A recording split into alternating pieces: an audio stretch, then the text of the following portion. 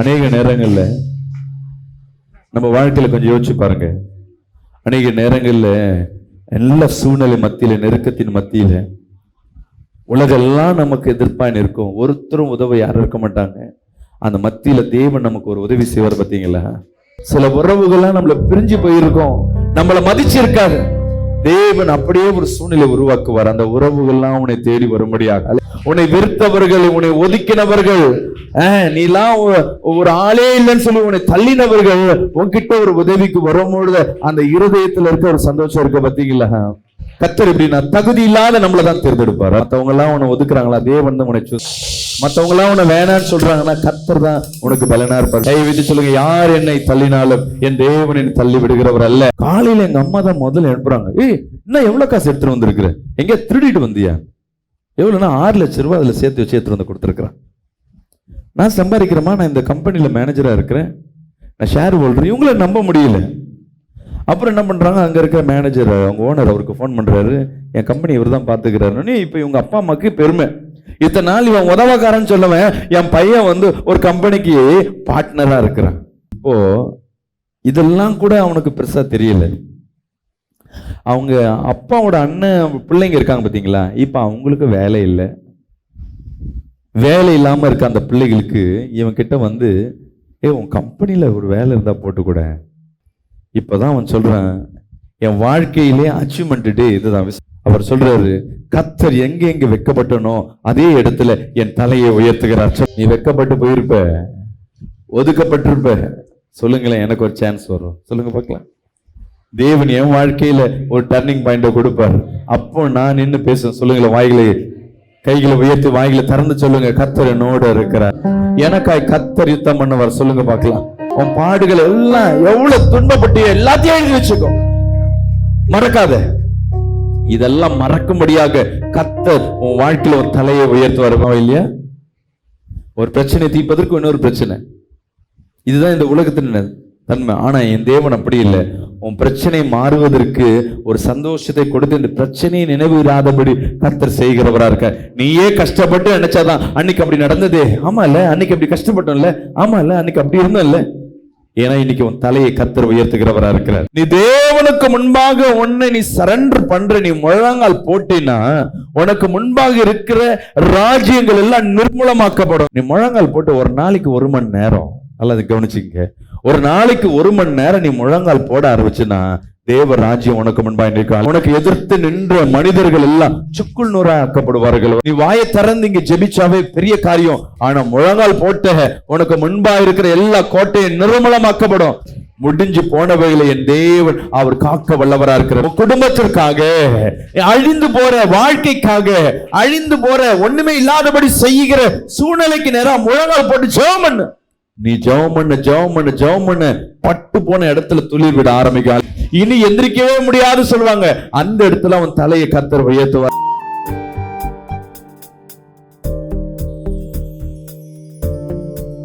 பாறை கடையில் இருக்கிற அந்த தேரன்னு சொல்லுவாங்க, என்னத்த, அதுக்கே கர்த்தர் போஷிக்கிறார். அது உழைப்பதில்லை, அதன் பாரத்தை கர்த்தர் அறிந்திருக்கிறார்.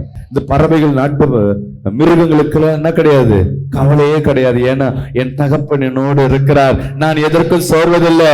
என்ன மழை பெஞ்சாலும் பெய்யலனாலும் என் ஓட்டத்தை நான் நிறுத்த மாட்டேன்னு ஓடிக்கொண்டே இருக்கும். ஆனா நம்ம தான் என்ன பண்ணுவோம்னா சொந்து போய் நின்றுவோம். வாய்களை திறந்து இயேசுவேன்னு சொல்லி துதிப்போமா, இயேசுவேன்னு சொல்லி துதிப்போமா. அநேக நேரங்கள்ல நம்ம வாழ்க்கையில கொஞ்சம் யோசிச்சு பாருங்க. அநேக நேரங்கள்ல எல்லா சூழ்நிலை மத்தியில, நெருக்கத்தின் மத்தியில உலகெல்லாம் நமக்கு எதிர்ப்பாக இருக்கும். ஒருத்தரும் உதவ யாரும் இருக்க மாட்டாங்க. அந்த மத்தியில தேவன் நமக்கு ஒரு உதவி செய்வார். பார்த்தீங்களா? சில உறவுகள்லாம் நம்மள பிரிஞ்சு போயிருக்கோம், நம்மளை மதிச்சு இருக்காது. தேவன் அப்படியே ஒரு சூழ்நிலை உருவாக்குவார். அந்த உறவுகள்லாம் உன்னை தேடி வரும்படியாக, உன்னை வெறுத்தவர்கள், உன்னை ஒதுக்கினவர்கள், நீலாம் ஒரு ஆளே இல்லைன்னு சொல்லி உன்னை தள்ளினவர்கள் உன்கிட்ட ஒரு உதவிக்கு வரும்பொழுது அந்த இருதயத்துல இருக்க ஒரு சந்தோஷம் இருக்க. பார்த்தீங்களா? கர்த்தர் எப்படின்னா தகுதி இல்லாத நம்மளதான் தேர்ந்தெடுப்பார். மற்றவங்க எல்லாம் உன்னை ஒதுக்குறாங்களா, தேவன் தான் உன்னை மற்றவங்க எல்லாம் உன்னை வேணான்னு சொல்றாங்கன்னா கர்த்தர் தான் உனக்கு பலனா இருப்பார். கை வைத்து சொல்லுங்க, யார் என்னை தள்ளினாலும் என் தேவன் என்னை தள்ளி விடுகிறவர் அல்ல. சகோதரர் கடந்த வாரத்துல கால் பண்ணி அவர் சாட்சியை இன்டர்வியூ எடுக்கலான்னு சொல்லிட்டு அவர்கிட்ட கேட்டு இருக்கும்போது அவர் கால் பண்ணி அவர் சாட்சி சொன்னார். பாஸ்டர், நான் சொன்னேன், பிரதர் இந்த பெரிய சாட்சிலாம் வேணாம், நார்மலாக உன் வாழ்க்கையில் ஏதோ ஒன்று காரியம் இம்பாக்டாக இருக்கும். நான் சொன்னேன். அவர் சொன்னார், அதை சொல்லுங்க. என்ன பாஸ்டர், அது சொன்னால் மற்றவங்களுக்கு புரியுமா? நீங்க அதை சொல்லுங்க அப்படின்னு. ஏதாவது ஒரு காரியம் உன் வாழ்க்கையில கிறிஸ்துவை ஏற்றுக்கொண்ட அந்த டைம்ல தேவன் பெரியவரா, வேற லெவல் அப்படின்னு டிசைட் பண்ண ஒரு காரியம் உண்டா அப்படின்னு கேட்டேன். அப்ப அதுக்கு அந்த சகோதரன் சொன்னாரு, ஆமா பாஸ்டர், நான் வேலை இல்லாம வீட்டுல இருந்தேன், எங்க அண்ணன் எல்லாம் வேலை செய்வான், நான் நடு பையன், எனக்கு மட்டும் வேலை இல்லை, காலேஜில் அரியர்ஸ், நானும் போய் காலேஜில் போய் நிக்கிறேன், எது எழுதினாலும் என்னால மட்டும் அந்த அரியர்ஸை ஃபுல் பண்ண முடியல. எங்க அப்பா என்னை திட்டிகிட்டே இருப்பாரு, இவன் ஒன்னுத்துக்கு லாங்கில, சின்ன பையன் மேலே வந்துட்டான், பெரியவன் மேலே உன்னால எனக்கு தலைவலியா இருக்குன்னு, பெருசாம உனக்கு கல்யாணம் பண்ணியாது உன்னை அனுப்புறேன்னு சொன்னோம். இப்ப எனக்கு கல்யாண ஆசை உண்டு, ஆனா இந்த சூழ்நிலை கல்யாணம் பண்ணா இதுக்கு மேல அவமானம் எனக்கு எதுவுமே இல்லை. நான் ரொம்ப நொந்து போயிருந்தேன். குடும்பம் அது இல்லாம எங்க அப்பாவோடைய அண்ணன் குடும்பம்னு ஒண்ணு இருக்கு. ஐயோ, வந்தாவே எனக்கு கிண்டல் பண்ணுவாங்க, எங்க அவன் டம்மி பீஸ், எனக்கு பேர் என்ன டம்மி பீஸ், டம்மி பீஸ் எனக்கு கூப்பிடுவாங்க. எங்க அப்பா எல்லாம் சிரிப்பாங்க, எனக்கு அவமானமா இருக்கும், என்ன பண்றதுனே தெரியல. அப்பதான் இயேசுவை ஏற்றுக்கொண்டேன், சபைக்கு போனேன். அப்பயும் என்னால என்ன பண்ண முடியல, இந்த அரியர்ஸ் என்னால என்ன பண்ண முடியல, நிறுத்த முடியல. என் ஃப்ரெண்டு மூலமா ஒரு கம்பெனிக்கு எனக்கு ரொம்ப கம்மி சம்பளம், வெறும் 11,000 ரூபாய் சம்பளத்துக்கு நான் போறேன். அந்த மேனேஜருக்கு என்ன, அந்த ஓனருக்கு என்ன ரொம்ப பிடிச்சி போயிடுச்சு. அவர் என்ன பண்றாருன்னா, அவருடைய தொழில என்ன பண்றாரு, கூடவே எடுத்துன்னு போறாரு. அப்பா சொல்றாரு, அம்மா சொல்றாங்க, தேவையில்லாம இந்த 10,000 ரூபாய் சம்பளத்துக்கு போறியடா, இதுக்கு தான் உன்னை படிக்க வச்சேன்னா, இதுக்கு தான் உன்னை இன்ஜினியர் படிக்க வச்சேன்னா, உன் வாழ்க்கை எங்கேயோ போய் குப்பை வச்சிருக்க, எனக்கு வேற யாரும் வேலை தரல, இவர் தான் மட்டும்தான் எனக்கு வேலை கொடுத்திருக்கிறார். இந்த கஷ்டம் எத்தனை ஆண்டுகள்னா 4-5 ஆண்டுகள் இந்த அவமானத்தின் மத்தியில இருந்தேன். இப்போ அண்ணனுக்கு கல்யாணம் ஆயிடுச்சு, தம்பிக்கு பொண்ணு பார்க்கணும். தம்பிக்காரன் சொல்றான், டேய் நீ ஏதாவது பண்ணாதானே என் வாழ்க்கை கிளியர் ஆகும், ஏன்டா இப்படி இருக்குன்னு. ஏன்னா வீட்டுல வந்தாவே ஒரு மாதிரி நெக்கல சிரிப்பாங்க, இது வெளியே சொல்ல முடியாது, அவமானப்பட்டு கொண்டே இருந்தேன். அந்த டைம்ல இந்த மேனேஜர் ஒரு கம்பெனில வேலை செஞ்ச பாத்தீங்களா, அவர் என்ன பண்றாரு, ஒரு புதிய கம்பெனி ஒண்ணு ஓபன் பண்றாரு. அந்த கம்பெனில என்ன மேனேஜரா போடுறாரு. அந்த கம்பெனில போட்டு எனக்கு எவ்வளவு சம்பளம் கொடுக்குறாருன்னா, அதுல சம்பளம் கொஞ்சம் ப்ராஃபிட்ல உனக்கு 10% உனக்கு ப்ராஃபிட்ல தரேன்னு சொல்லியிருக்காரு. நானும் கடுமையா உழைச்சேன், உழைச்சு 2 வருஷம். நான் உண்மையா சொல்லணும்னா 6 மாசம் வீட்டுக்கே போகல. நான் எங்க வீட்டுல கூட நீ எங்க இருக்கன்னு கூட கேட்கல, அப்பா தொலைஞ்சா சரின்னு. 6 மாசம் கழிச்சு நான் என் வீட்டுக்கு எடுத்துட்டு போறேன். எங்க அம்மா கிட்ட போய், அம்மா வீட்டுக்கு போனோடனே, ஆமா வந்துட்டியா, எங்க ஊர் சுத்திட்டு வந்த, இப்படிதான் கேட்டாங்க. நான் சாப்பிட்டு நான் என்ன பண்ண ஒருத்தரும் கேட்கல. இந்த டைம்ல நான் என் பாக்கெட்ல இருந்து, அம்மா நான் இந்த கொஞ்ச நாள சம்பாரிச்சேன் இந்த காசுமா அப்படின்னு கையில கொடுத்தேன். அவங்களும் வாங்கி வச்சுட்டு, சரிடா போடா அப்ப பண்றேன் அப்புறம் பாத்துக்கலான்ட்டார். நைட்டு சாப்பாடு கூட போடல. காலையில எங்க அம்மா தான் முதல்ல எழுப்புறாங்க, ஏய் இன்னும் எவ்வளவு காசு எடுத்துட்டு வந்திருக்கிற, எங்க திருடிட்டு வந்தியா, எவ்வளவுன்னா 6 லட்சம் ரூபாய் அதுல சேர்த்து வச்சு எடுத்துட்டு வந்து கொடுத்துருக்கிறேன். நான் சம்பாதிக்கிறேமா, நான் இந்த கம்பெனில மேனேஜரா இருக்கிறேன், நான் ஷேர் ஹோல்டர். இவங்கள நம்ப முடியல. அப்புறம் என்ன பண்றாங்க, அங்க இருக்கிற மேனேஜர் அவங்க ஓனர் அவருக்கு ஃபோன் பண்றாரு, என் கம்பெனி இவர் தான் பாத்துக்கிறாரு. இப்ப இவங்க அப்பா அம்மாக்கு பெருமை, இத்தனை நாள் இவன் உதவக்காரன்னு சொல்லவன் என் பையன் ஒரு கம்பெனிக்கு பார்ட்னரா இருக்கிறான். இப்போ இதெல்லாம் கூட அவனுக்கு பெருசா தெரியல. அவங்க அப்பாவோட அண்ணன் பிள்ளைங்க இருக்காங்க பாத்தீங்களா, இப்ப அவங்களுக்கு வேலை இல்லை. வேலை இல்லாம இருக்க அந்த பிள்ளைகளுக்கு இவன் கிட்ட உன் கம்பெனில ஒரு வேலை இருந்தா போட்டு கூட. இப்பதான் அவன் சொல்றான், என் வாழ்க்கையிலே அச்சீவ்மெண்ட் டே இதுதான். அவன் என்கிட்ட கேட்கிறான், எப்போதும் என்னை பார்த்து கிண்டலா இருக்கு பேசணுமே, என் ஆபீஸ்க்கு என்னை பார்த்த உடனே, என்னை சூழ்ந்து ஜனங்கள் இருக்கிறத பார்த்த உடனே அவன் பயந்து போய் நிக்கிறான். எப்படியாவது ஒரு வேலை கொடு. அதுல இருக்கிற ஒரு ஸ்டாஃப் சொல்றாரு, நீங்க அவரோட சொந்தக்காரா, அப்ப நான் உங்களுக்கு வேலை நிச்சயம், அவர் பெரிய ஆளுங்க. இவங்க சொல்றான், அவன் என் சொந்தக்காரன். இத்தனை நாள் அவன் பேரை சொல்லாது. அவர் சொல்றாரு, கர்த்தர் எங்க வெக்கப்பட்டனோ அதே இடத்துல என் தலையை உயர்த்துகிறார். நீ வெக்கப்பட்டு போயிருப்ப, ஒதுக்கப்பட்டிருப்ப, சொல்லுங்களேன் எனக்கு ஒரு சான்ஸ் வரும், சொல்லுங்க பார்க்கலாம். தேவன் என் வாழ்க்கையில ஒரு டர்னிங் பாயிண்ட கொடுப்பார். அப்போ நான் நின்று பேசுவேன். சொல்லுங்களேன், கைகளை உயர்த்தி வாய்களை திறந்து சொல்லுங்க, கர்த்தர் என்னோட இருக்கிறார், எனக்காய் கர்த்தர் யுத்தம் பண்ணவர். சொல்லுங்க பார்க்கலாம். உன் பாடுகள் எல்லாம் எவ்வளவு துன்பப்பட்டு எல்லாத்தையும் எழுதி வச்சுக்கோ, மறக்காத. இதெல்லாம் மறக்கும்படியாக கர்த்தர் உன் வாழ்க்கையில ஒரு தலையை உயர்த்துவார். இந்த உலகத்தில் இருக்க சூழ்நிலை எப்படி தெரியுங்களா, ஒரு பிரச்சனையை தீர்ப்பதற்கு இன்னொரு பிரச்சனை இல்லையா, ஒரு பிரச்சனை தீர்ப்பதற்கு இன்னொரு பிரச்சனை. இதுதான் இந்த உலகத்தின் தன்மை. ஆனா என் தேவன் அப்படி இல்லை. உன் பிரச்சனை மாறுவதற்கு ஒரு சந்தோஷத்தை கொடுத்து இந்த பிரச்சனையை நினைவுறாதபடி கர்த்தர் செய்கிறவரா இருக்க. நீயே கஷ்டப்பட்டு நினைச்சாதான் அன்னைக்கு அப்படி நடந்ததே, ஆமா இல்ல, அன்னைக்கு அப்படி கஷ்டப்பட்டோம்ல, ஆமா இல்ல, அன்னைக்கு அப்படி இருந்தோம் இல்ல. ஏன்னா இன்னைக்கு உன் தலையை கர்த்தர் உயர்த்துகிறவரா இருக்கிறார். ஒரு வசனத்தை எடுத்து வாசிப்போம். ஏசாயா 35ஆம் அதிகாரம் 3ஆம் வசனத்தை வாசிப்போம். தளர்ந்த கைகளை திடப்படுத்தி தள்ளாடுகிற முழங்கால்களை பலப்படுத்துங்கள். வசனம் என்ன சொல்லுதுன்னா, தளர்ந்த கைகளை திடப்படுத்தி தள்ளாடுகிற முழங்கால்களை பலப்படுத்துங்க. அப்படின்னா என்ன? இன்னைக்கு ஒரு விசேஷமான ஒரு காரியத்தை பார்க்க போறோம். நம்ம வாழ்க்கையில சில போராட்டங்கள், சில தடைகள், பிசாசு நமக்கு முன்பாக, இந்த சூனிய கட்டுகள், மாந்திரீக கட்டுகள், அநேக தடைகள் நமக்கு முன்பாக இருக்குதுன்னா அதை நிர்மூலமாக்குவதற்கு வேற வழியை தேவையில்ல, ஒரு மேஜிக் உண்டு. என்ன மேஜிக் சொல்லுங்க பார்க்கலாம். ஒரே ஒரு செயல் தான் இந்த பிசாசின் ராஜ்யம் நிர்மூலமாக்கப்படும். உனக்கு முன்பாக எதிர்த்திருந்த அந்த சத்துரு, உனக்கு முன்பாக யுத்தம் பண்ண காரியங்கள், உன் குடும்பத்தை சீரழிச்சது, உன் வேலையை ஒண்ணு இல்லாம பண்ணுச்சு, அவன் வருமானம் ஒண்ணு இல்லாம போயிடுச்சு, உன் குடும்பம் ஒண்ணு இல்லாம பண்ணிருக்கலாம். இப்படிப்பட்ட ஆவிய ஒரே ஒரு மேஜிக் மூலமாக டோட்டலா காலி பண்ண முடியும். நான் பாஸ்டர் மேஜிக்லாம் சொல்றேன், உண்மைதான். ஒரே ஒரு செயல். யார் கரெக்டா சொல்றீங்களோ அவங்களுக்கு 1000 ரூபாய் கிஃப்ட். சொல்லுங்க. கர்த்தராகிய, எங்க வார்த்தை மட்டும்தான் வருது, வரமாட்டது. கர்த்தராகிய இயேசுவின் நாமத்தினால ஜெபிக்கணும். வேற வேற எல்லாரும் இயேசு நம்பிதான் வந்திருக்கீங்க. இயேசு நம்பாம உள்ள வந்து உட்கார்ந்திருப்பிய. அந்த மேஜிக் என்ன? இயேசுவின் நாமத்தினால கட்டளை கொடுக்கணும். உண்மைதான். ஆனா ஒரு மேஜிக் இருக்கு. சொல்லுங்க பார்க்கலாம். விசுவாசம். விசுவாசம்னா என்ன? அதுவே நமக்கு பெரிய டவுட்டா இருக்கும். விசுவாசம் தான். யாரும் விசுவாசம் இல்லாம இருப்பீங்களா? உண்மையான விசுவாசத்தை நம்ம என்ன பண்ண மாட்டோம், தெரிஞ்சுக்கொண்டு இருக்க மாட்டோம். கரெக்டா சொல்லுங்களேன். இங்க வந்த குரல்ல ஒரே ஒரு குரல் மட்டும் கரெக்டா சொன்னாங்க, அறிக்கை செய்யணும். இல்ல, அதெல்லாம் இருக்கு, நீங்க சொல்றதெல்லாம் இல்லாம இல்ல. ஆனாலும் ஒரு மேஜிக் உண்டு. இத பண்ணா டோட்டலா பிசாஸ் காலி. துதி பலி. ஆமா. அடுத்தது முழங்கால் யுத்தம். எனக்கு கால் வலிக்குது பாஸ்டர், நீ முட்டி போட்டினா எவ்வளவு பேர் மந்திரி இருந்தாலும் டப்புன்னு உடைஞ்சிடும். ஒரு உன்னதமா ஒரு மந்திரவாதி என்கிட்ட பேசிட்டு இருக்கான். என்கிட்ட அடிக்கடி மந்திரவாதி வந்து போராடிட்டே இருப்பான்.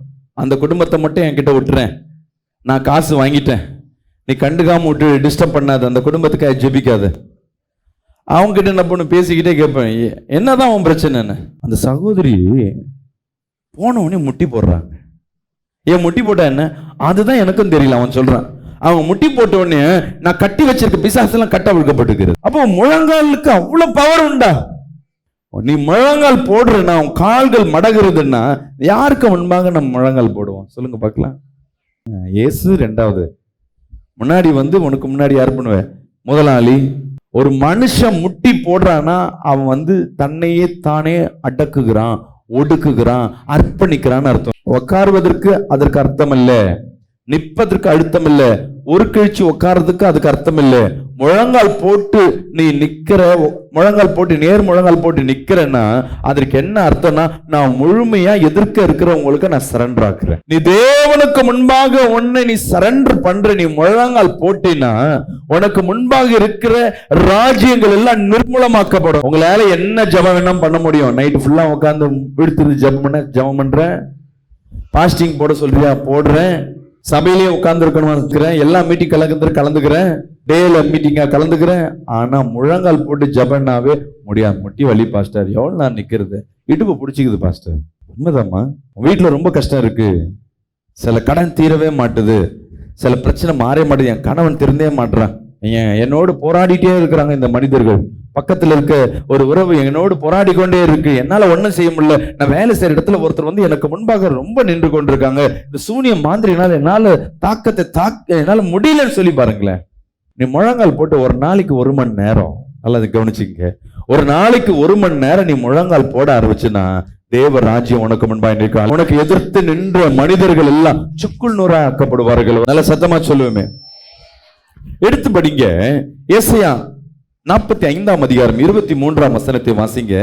முழங்கால் யாவும் எனக்கு முன்பாக முடங்கும், நாவு யாவும் என்னை முன்னிட்டு ஆணையிடும் என்றார். முழங்கால் யாவும் என் தேவனுக்கு முன்பாக முழங்காலிடும். இந்த முழங்கால் மடங்கணும்னா என் தேவனுக்கு முன்பாக. எத்தனை பேர் வைராக்கியமா சொல்ல முடியும்? ஒண்ணும் இல்லை, உனக்கு முன்பாக யாரோ ரொம்ப எதிர்க்காங்களா, ஒரு நாள் முழங்கால் போட்டு அவங்களுக்காக ஜெபிச்சுப்பார். அவங்க அப்படியே அடுத்த நாள் அந்த கோபம் எதிர்ப்பு எல்லாம் ஒண்ணு இல்லாம போயிடும். இந்த முழங்கால் யுத்தம் எதற்கு தேவை, என்னென்ன காரியம் செய்யும், இதைதான் ஒரு 4 காரியத்தை நம்ம பார்க்க போறோம். எடுத்து படிங்க. லூக்கா எழுதின சுவிசேஷம் 22ஆம் அதிகாரம் 41, 42 இந்த 2 வசனத்தை வாசிப்போமா? அவர்களை விட்டு கல்லெறி தூரம் அப்புறம் போய் முழங்கால் படியிட்டு பிதாவே உமக்கு சித்தமானால் இந்த பாத்திரம் விட்டு நீங்கும்படி செய்யும். ஆயினும் என்னுடைய சித்தத்தின்படி அல்ல உம்முடைய சித்தத்தின்படியே ஆக கடவது என்று ஜெபம் பண்ணி. முதல் கவனிங்க, நமக்கு முதல் ரோல் மாடல் யாருன்னா இயேசு கிறிஸ்து தான். நமக்கு முன்பாக ஆதாம்ல இருந்து ஆபிரகாம்ல இருந்து நிறைய பேர் இருந்தாலும் இப்ப நமக்கு யார் நமக்கு முன்பாக இருக்கிற இயேசு. அவர் முதலாவது ரோல் மாடலா உங்களுக்கு முன்பாக கொண்டு வர. அவர் முழங்கால் போடுகிறார். தேவ சித்தத்தின்படி நான் செய்ய ஈஸியா. தேவ சித்தத்தின்படினா இன்னைக்கு நான் பிரயர் நடத்துவது தேவ சித்தம், இதை நான் கத்துக்கிட்டு தேவ சித்தத்தை கேட்டு நடத்துவது என்னால முடியுமா முடியாதா? பிரயர் நடத்துவது முடியும். தேவ சித்தத்தின்படி நான் இன்னைக்கு சாவணும்னா நான் என் மனநிலை எப்படி இருக்கும்? அந்த சாவை நான் ஏத்துக்க முடியுமா சொல்லுங்க? தேவ சித்தத்தின்படி நான் ரோட்ல போய் அசிங்கப்படணும், தேவ சித்தத்தின்படி இன்னைக்கு நான் அவமானப்படணும் அப்படின்னு இருக்கு, நான் ஏத்துப்பேனா? நிறைய பேர் நினைப்பீங்க தேவ சித்தத்தை ஈஸியா செய்யலான்னு. எல்லா தேவ சித்தத்தையும் நம்மளால செய்ய முடியாது. லகுவான காரியத்தையே நம்மளால செய்ய முடியாது. ஒன்றும் இல்லை, நான் இங்கே கூட்டம் நடத்தணும்னாவே அந்த எங்கள் சபையில் நடத்துகிற கூட்டமே எங்களுக்கு தடையாக நீக்கும். இந்த காலில் ப்ரேயர் நடக்கிறதுக்குள்ளாவே ஒரு சின்ன ஒரு பிள்ளைக்கு ஆக்சிடென்ட். பிசாசு எங்கெங்கே யாரெல்லாம் பலமா இருக்குமோ எல்லா பக்கமும் வலை விரிசுவான். தேவனுடைய சித்தத்தை நிறைவேற்றுவதற்கு நல்லா கவனிங்க, நான் தேவ சித்தத்தின்படி செய்யணும். முதல் காரியம் தேவ சித்தத்தை நிறைவேற்றணும், தேவ சித்தத்தை அறியணும். இந்த 3 காரியத்திற்கு உன் முழங்கால் யுத்தம் ரொம்ப முக்கியம். நான் இந்த வேலைக்கு போலாமா போகக்கூடாதா, இன்னொரு ஊழியக்காரர்களுக்கு முன்பாக கேட்கறது காட்டிலும் நீ தேவனிடத்துல தேவ சித்தத்தை கேளுங்க. இந்த வேலை செய்யலாமா, இந்த திருமணத்தை பண்ணலாமா, இப்ப எனக்கு 2வது குழந்தை தேவையா, இந்த வேலையை நான் ரிசைன் பண்ணலாமா, இந்த ஊழியத்திலோட இணைஞ்சு நான் செய்யலாமா, இந்த வேலையை ரிசைன் பண்ணிட்டு இந்த வேலைக்கு நான் செய்யலாமா, இல்ல நான் போற ரூட் கரெக்டான ரூட்டா, இல்ல நான் செய்யற காரியம் தேவ சித்தமா. எனக்கு தேவ சித்தம் மாதிரியே தெரியுது, ஆனா எனக்கு ஒன்னும் உள் மனசு தேவ சித்தம் டவுட்டா இருக்கு. இதை நான் அறிந்து கொள்வதற்கு உன் முழங்கால் யுத்தம் ரொம்ப முக்கியம். நீ முழங்கால் போட்டு தேவனிடத்துல கேட்கும் பொழுது தேவன் உனக்கு யாவும் செய்ய அவர் ஆயத்தமா இருக்கு. பிதாவிடத்துல போய் இயேசு கிறிஸ்து போயிட்டு என்ன பண்றாரு, முழங்கால் போட்டு கேட்கிறாரு, ஆண்டவரே பாடு ரொம்ப கஷ்டமா இருக்கு, நான் சாகணும்னா கஷ்டம் இல்லை, என்னை போட்டு அடிப்பாங்க, உதைப்பாங்க, அவமானப்படுத்துவாங்க, அதே இடத்துல நிர்மாணப்படுத்துவாங்க, இதெல்லாம் நினைக்கும் போதே பயமா இருக்கு, எனக்கு என்ன பண்ணுங்க, உம்முடைய சித்தத்தை செய்வதற்கு எனக்கு பலன் கொடுங்க முதல். 2வது உமக்கு விருப்பமா இருந்தா இந்த உம்முடைய சித்தத்தை மாத்தியாத போடுங்க, அது ஏன் நினைவில்ல, உம்முடைய சித்தத்தின்படி செய்யுங்க. கஷ்டம்தான், ஆனாலும் இது உம்முடைய சித்தமா தான் செய்யுங்க. நிறைய பேர் உண்மையாய் ஜெபிக்கிற பிள்ளைங்க ஒரு சிலர் தான் நான் சபையில பார்ப்பேன். அவங்க என்கிட்ட கால் பண்ணுவாங்க, பாஸ்டர் இந்த வேலைக்கு போலான்னு இருக்கேன், ஜெபம் பண்ணி சொல்லுங்க கத்த சித்தமா இருக்கேன், இல்ல நான் வேலையை ரிசைன் பண்ணிட்டு பிசினஸ் பண்ணலான்னு இருக்கேன், எனக்கு சித்தமா இருந்தா சொல்லுங்க. சில பேர் இந்த திருமணத்தை பண்ணணும், இந்த பொண்ணு தேவ சித்தமா எனக்கு ஜெபம் பண்ணி சொல்லுங்க. இவங்க கேட்கிறாங்கன்னா என்னன்னு அர்த்தம்னா இவங்க தேவனிடத்துல சார்ந்து இருக்கிறாங்க. சில பேர்லாம் இல்ல பாக்குறது பிடிச்சிருக்கிறது உடனே அதை என்ன பண்றது, அதை உடனே நடைமுறைப்படுத்துவது, அதுல சிக்கல்ல போய் மாட்டிப்பாங்க. எப்பப்பெல்லாம் நீ தேவ சித்தத்துக்கு நீங்க கேட்கறீங்களோ நீ தேவனால் பயன்படுத்துகிற விசேஷ பாத்திரம். எது நடந்தாலும் சரி அது போக்குல நம்ம போறேன்னாவே அது தேவ சித்தம் இல்ல. ஒரு ஊழியம் ஆரம்பிக்கிறோம், இங்க பாருங்க, எங்களுக்கு சைதாப்பேட்ல ஆல்ரெடி ஒரு சர்ச் இருக்கு, உள்ள ஏரியாவுல நான் முதல் ஆரம்பிச்சு சொந்த சர்ச்சே இடம் இருக்காங்க. இப்ப மெயின் ரோட்ல ஒரு இடத்த வாடகைக்கு பார்த்துட்டு வரும், அதே சின்ன இடம் தான், வெறும் 600 ஸ்கொயர் ஃபீட், 70-80 பேருக்கு மேல அதிகப்படியும் உள்ள உட்கார முடியாது. வாடகை 30,000 ரூபாய். சொந்த இடம் எவ்வளோ? ஃப்ரீ. ஏன் சொந்த இடம் தான், கரண்ட் பில்லு மட்டும்தான் கட்ட போறோம். இங்க வந்தா கரண்ட் பில்ல இருந்து வாடகைல இருந்து எல்லாம் எக்ஸ்ட்ரா கட்டி ஆகணும். இப்ப நான் ஆண்டவர்கிட்ட கேட்கிறேன், ஆண்டவர் இது உம்முடைய சித்தமா, இங்க வெளியே வருது உமக்கு சித்தமா, கண்டிப்பா வெளியே வந்தா டெவலப் ஆகும், ஆனாலும் இது உமக்கு சித்தமா, எப்படி உமக்கு சித்தமா, உமக்கு சித்தமா. அப்படி கேட்டுட்டே இருக்கும் போது தேவன் என்ன பண்றாரு, நானும் அப்படியே 2 நாளா அப்படியே என்ன பண்ணிட்டு இருக்கேன், நாட்களை தள்ளி போட்டுக்கொண்டே இருக்கிறேன். இடம் பார்த்தாச்சு, அட்வான்ஸ் கொடுக்கணும். நானும் கம்முன்னு இருக்கிறேன். அட்வான்ஸ் கொடுக்கறதுக்கு முன்னாடி சபையில ஒரு விசுவாசி என்ன பண்ணிட்டாங்க, ஒரு ஃபுல் ஃபிட் இந்த மாதிரி போடியம் ஒன்று செஞ்சு எடுத்துட்டு வந்து சபையில கொடுக்குறாங்க. அந்த வாரம் நினைச்சுக்கிட்டே ஜெபிச்சுட்டு வரேன். உமக்கு சித்தமா ஆண்டவரே நான் செய்யற காரியம், அவசரப்பட்டு ஒரு பிரச்சனையில மாட்டிக்க கூடாது. ஒரு பணம் தேவைகள், மாசமான ஒரு 35,000 ரூபாய்க்கு மேல செலவாகும். எப்படி தேவன் ஓகே பண்ணிட்டாருன்னா எப்படி எங்க இருந்தாலும் கர்த்தர் கொண்டு வருவார். இங்க சபைகள் உள்ள வந்த உடனே கர்த்தர் ஒரு அடையாளத்தை காட்டினா ஓகே. அப்ப இன்னொரு அடையாளத்தை கேட்கிறேன், அதையும் கர்த்தர் காட்டுறாரு. இன்னொரு அடையாளம், கர்த்தர் 3 அடையாளத்தை கர்த்தர் செய்கிறார். அப்போ ஓகே, இதை என்ன பண்ண முடியும், இந்த பாரத்தை என்னால் என்ன பண்ண முடியும், சுமக்கும். இந்த ஓட்டத்தை, இந்த பாரத்தை சுமந்து நான் ஓடும் பொழுது கர்த்தர் என் கூட துணையா இருந்தாருன்னா எவ்வளவு பெரிய பாரம் என்ன சுமக்க முடியும். இப்ப டிவி சேனல் ஒரு நாள் ஆரம்பிக்கணும் முடிவு பண்ணேன். ஆரம்பத்துல கோடிக்கணக்கா செலவு, நம்ம கைகள்லயோ ஒரு பணமும் கிடையாது. ஆனா ஆசை உண்டு, தேவன் வார்த்தை கொடுத்துட்டாரு. ஆனா செய்யணுமா செய்யக்கூடாது, எல்லாம் ரெடி ஆயிடுச்சு. நாங்களும் வெயிட் பண்ணிட்டே இருக்கோம், எப்படி செய்யலாம்னு. ஒருத்தர் பாஸ்டர் என்ன சொல்லிட்டார், ஜெபம் பண்ணிட்டு அவர் போய் தீர்க்கதரிசியா என்னன்னு தெரியல, கர்த்தர் சித்தம் இல்லப்பா, உன்னால இந்த சேனல் நடத்த முடியாது, வேணான்னு சொல்லிட்டாருன்னு. அப்படியே எல்லாத்தையும் ஏற்பாடு பண்ணிட்டு தான் அப்படியே நான் விட்டுட்டேன். நான் விட்ட அடுத்த நாள் சபையில ஒரு விசுவாசி வந்து சொல்றாங்க, பாஸ்டர் என் பையனை உங்களுக்கு தரேன், 3-4 மாசம் சம்பளமே வேண்டாம், சேனல் நல்லா ஓடுனா அவனுக்கு என்ன பண்ணுங்க, சம்பளம் கொடுங்க, நான் ஊழியத்திற்கா என்னுடைய பங்கா என் பிள்ளைய நான் பண்றேன், உங்களுக்கு 3 மாசம் நான் சம்பளம் இல்லாம நான் அட்ஜஸ்ட் பண்ணிக்கிறேன் அப்படின்னா. நான் மனைவி கிட்ட வந்து சொல்றேன், பாஸ்டர் பாடு நம்ம வேணான்னு முடிவு பண்ணும் பொழுது ஒரு ஆத்மா வந்து நிக்குது. இப்ப சரி அவனை கூப்பிட்டு என்ன சொல்றேன், அப்பதான் ஒரு பாட்டு ஒன்று ரிலீஸ் பண்றேன், இந்த பாட்டுக்கு நான் எடிட் பண்றேன்னு சொல்லி கொடுத்துட்டே இருக்கேன். தேவனுக்கு, ஆண்டவரே இது உண்மையான உன் சித்தமா, நான் முழங்கால் போட்டு அன்னைக்கு ஜெபிக்கிறேன், ஆண்டவரே எனக்கு சித்தத்தை வெளிப்படுத்துங்க. நான் என்ன டவுட் கேட்கிறேன்னா, ஆண்டவரே உம்முடைய சித்தமா இருந்தா யாராவது எடுத்துட்டு வந்து எனக்கு 5 லட்ச ரூபா திறந்து கொடுக்கணும், இதுதான் அடையாளம். 5 லட்ச ரூபா கொடுத்தாங்கன்னா நான் சேனல் ஆரம்பிக்கிறேன், இது உம்முடைய இது சித்தமா நான் நினைக்கிறேன். நான் சவுத் ஆப்பிரிக்கால இருந்து ஒரு பாஸ்டர் ஒருத்தர் வந்தார், ஒரு யங்ஸ்டர் தான். அவர் ஜெபம் பண்ணிட்டு கர்த்தர் உங்களை நடத்த சொல்றாரு பண்றாரு, ஒரு தீர்க்கதரிசி இல்லைன்றார், ஒரு தீர்க்கதரிசி நடத்துன்றார். நான் எதை படிக்க இப்ப நடத்துறேன், நான் மாட்டிக்கிட்டு முழிக்கணும், 1 மாசம் கூட நடத்த முடியாது.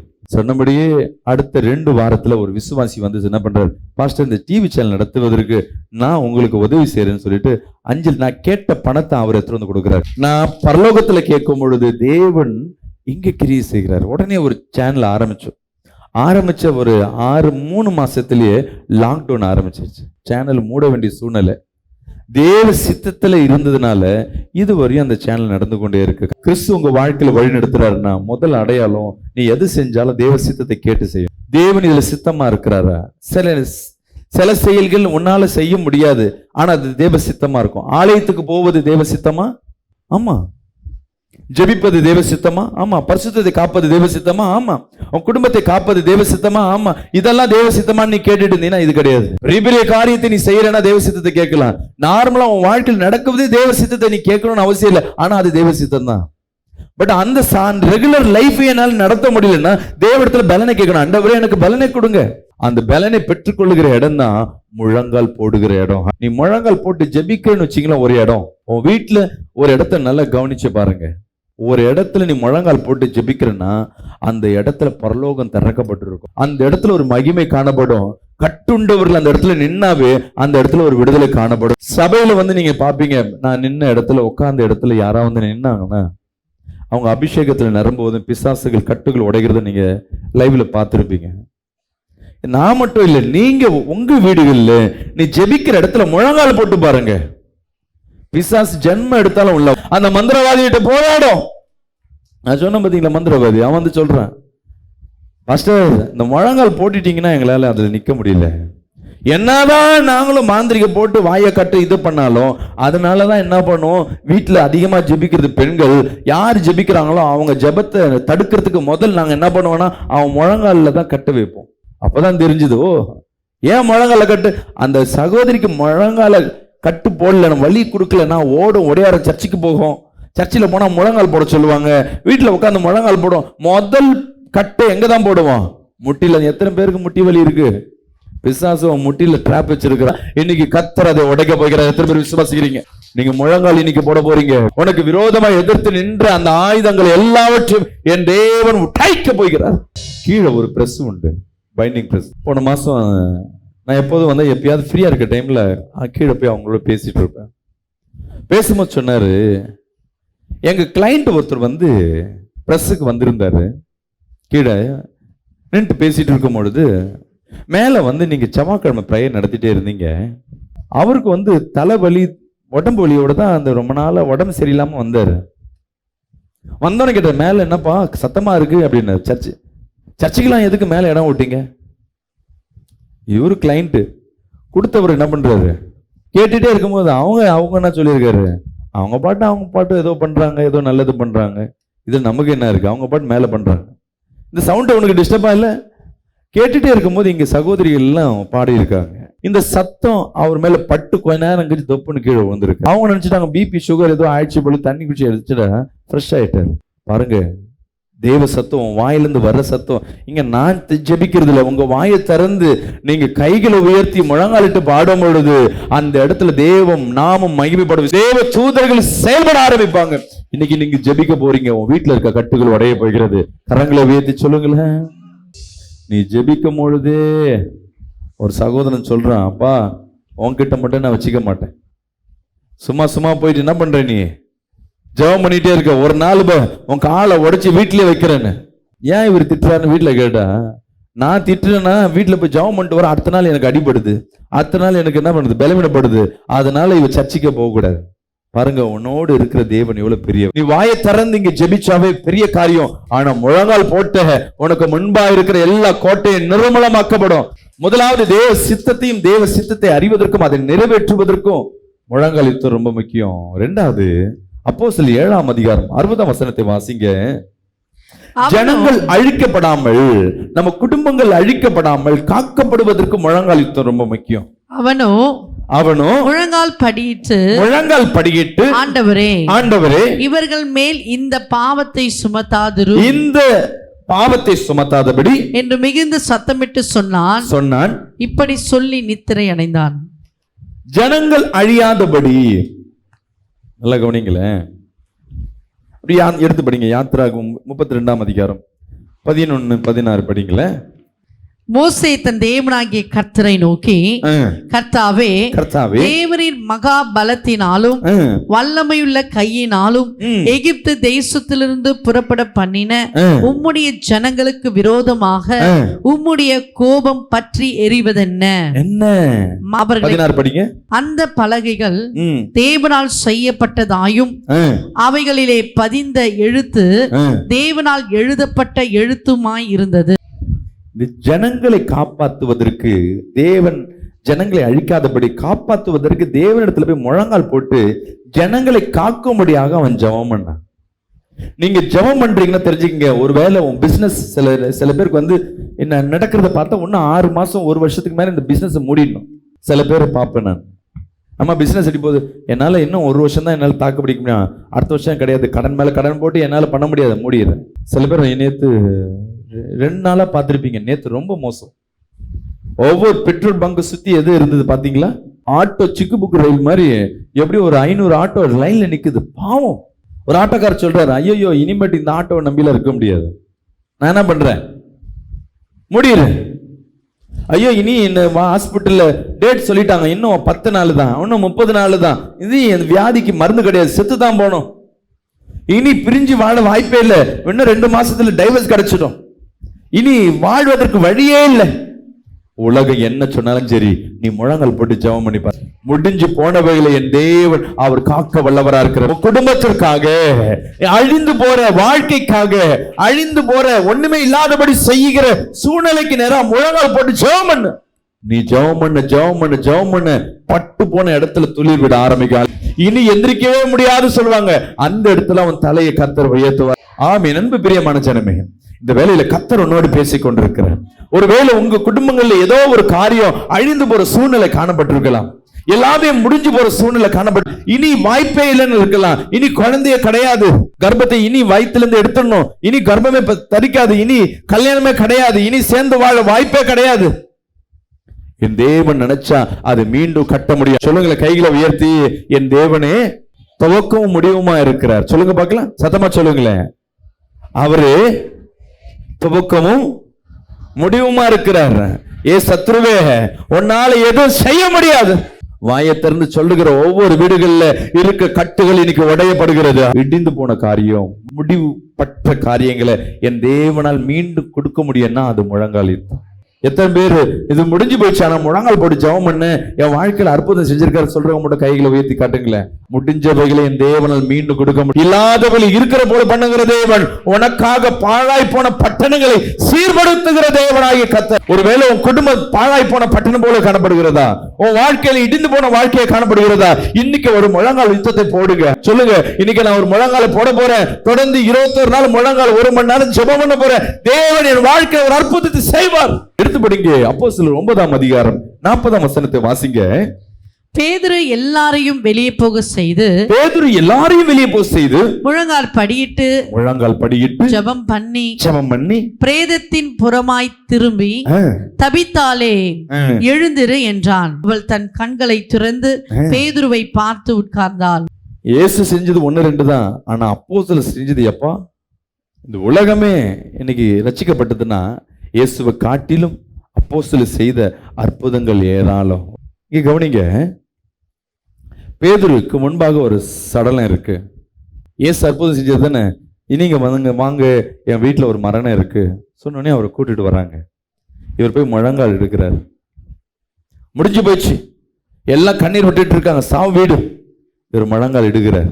முழங்கால் இட்டு ஜெபம் பண்றார். முழங்கால் இட்ட உடனே அந்த வீட்டில் இருக்கிற மரண கட்டுகள் உடைய ஆரம்பிச்சு, மரித்த அந்த சகோதரி எழுந்து நிற்க ஆரம்பிச்சாங்க.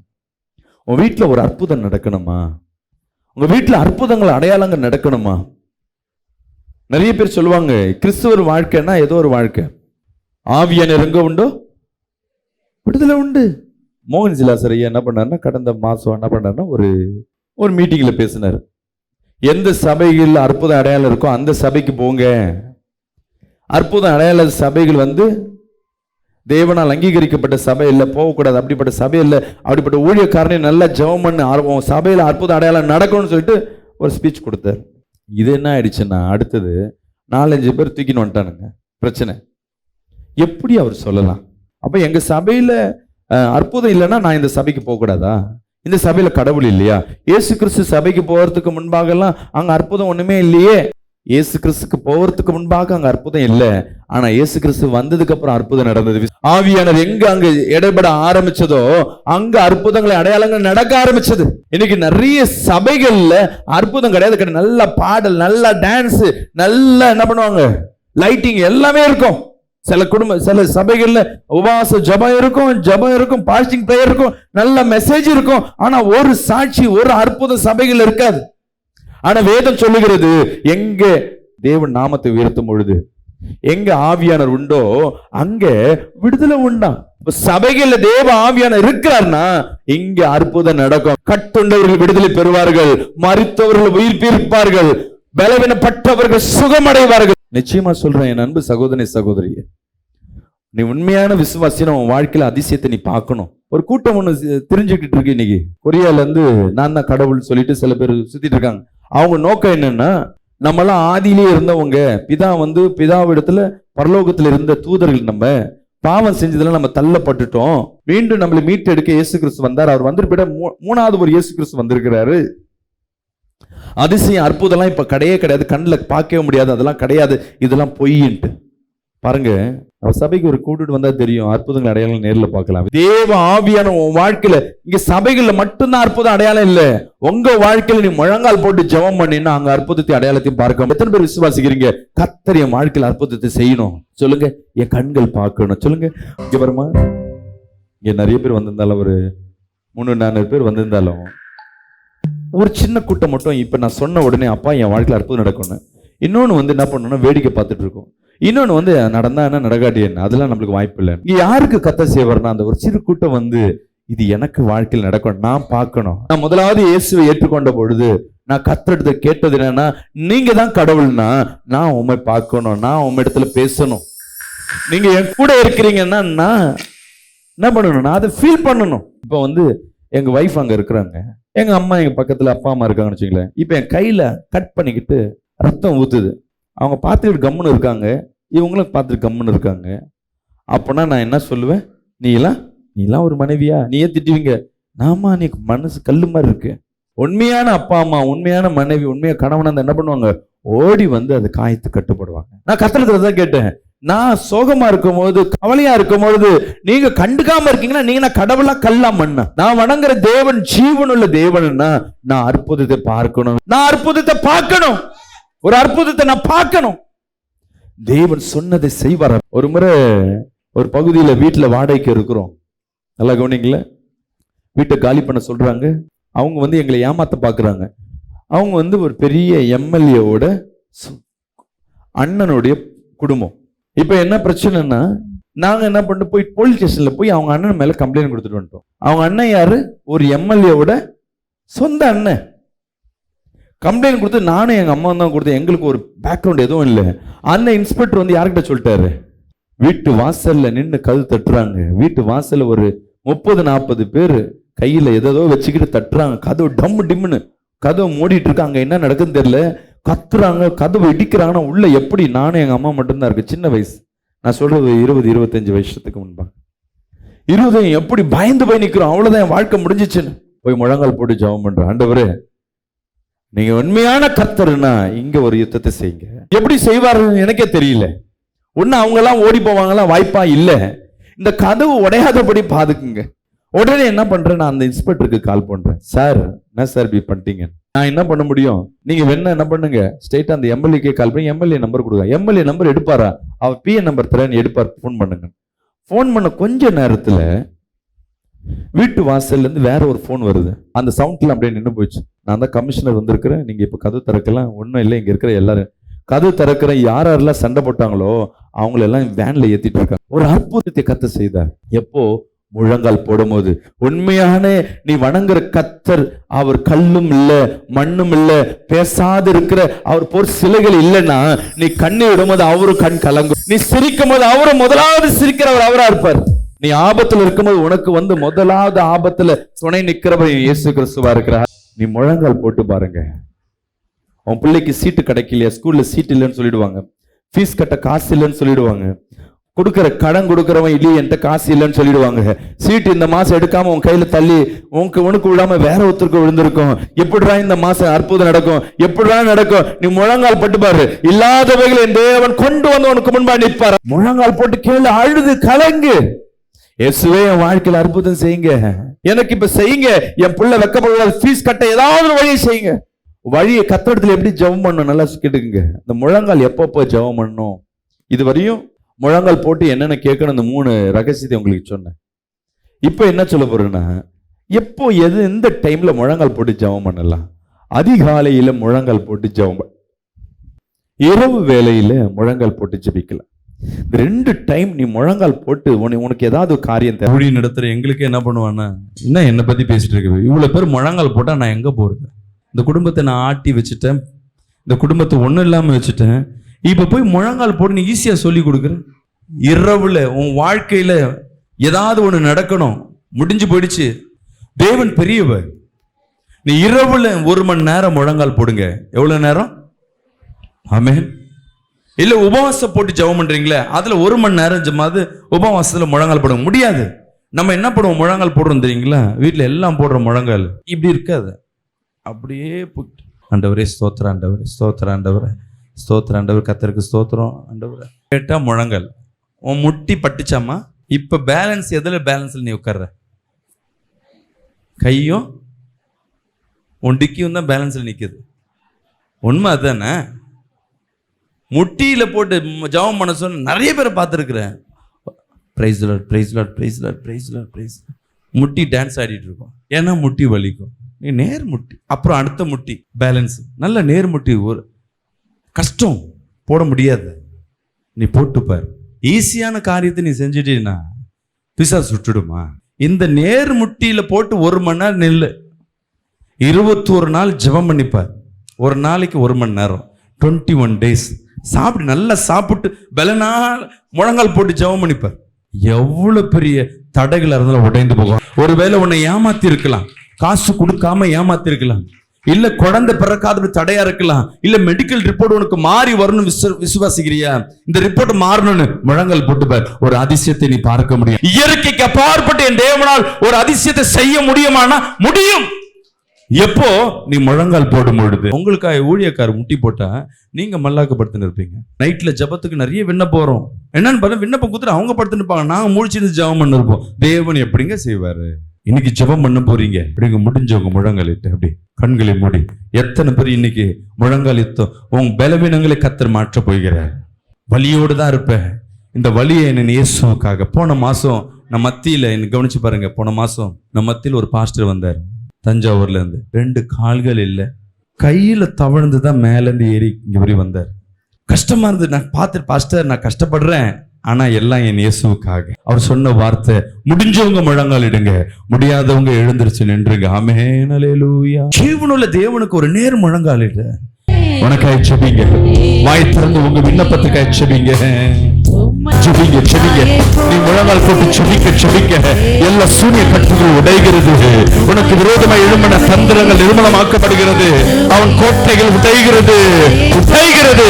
உன் வருமானத்துக்கு விரோதமாக எந்த வேலை செய்யக்கூடாதபடி சிந்தனை கட்டி வைத்த ஆவியே வெளியே வா, வெளியே வா, வெளியே வா, வெளியே வா. நிரம்பி நிரம்பி நிரம்பி. ஓ ரபா ஹபா ஹபா ஹபா ஹபா. ஓ ராண்டா டாக்கதலா ஹண்ட டாக்கலாதரபா. ஓ ரபா ஹபா ஹபா ஹபா ஹபா. ஓ ரியாஷா பா பா பா பா. ஓ ரமா கதலா ஷதுலுதரபா. ரஷாபா ஹபா பாபா.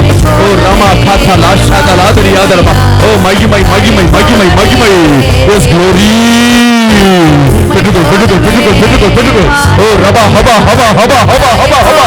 ஓ ரபா ஹபா ஹபா ஹபா ஹபா ஹபா ஹபா ஹபா ஹபா ஹபா ஹபா ஹபா. மாம்சமான யாவர் மேலும் என் ஆவியை ஊற்றுவேன் சொன்னீரே. இப்பொழுது உன் வல்லமை இறங்குகிறது, உன் வல்லமை இறங்குகிறது. எல்லா பிசாசு துரைத்தனங்கள் அதிகாரங்கள் நிர்மலமாக்கப்படுகிறது. அபி ரபையா ஹபா ஹபா. ஓ ரிமா ஹபா கி ஆந்தடபா. ஓ ரஷகதனாதடபா. வல்லமை வல்லமை வல்லமை. பெட்டுகள் பெட்டுகள் பெட்டுகள். சொல்லுங்க, என் வீட்டில் இருக்க கட்டுகள் உடையட்டும். சொல்லுங்க, எனக்கு விரோதமாய் எழும்பின எல்லா அந்தகார இருள்களை இயேசுவின் நாமத்தில உடைக்கிறேன். வாய்த்தரன் சொல்லுங்க, எனக்கு விரோதமாய் எழும்பின ஒரு சர்வத்தின் ஆவியே உன்னை சுட்டரிக்கிறேன். எல்லா செய்வின எல்லா காலின் ஆவிகள், எல்லா கொட்டி சேதன ஆவிகள், காட்டரின் ஆவிகள் எரியட்டும். எல்லா டிரெஸ்ல செய்யப்பட்ட மருந்துல குடிக்கப்பட்ட கால் நடக்க கூடாதபடி முழங்கால் முடங்காதபடி கட்டப்பட்ட ஒவ்வொரு கட்டுகளை என் இயேசுவின் நாமத்துல உடைக்கிறோம்.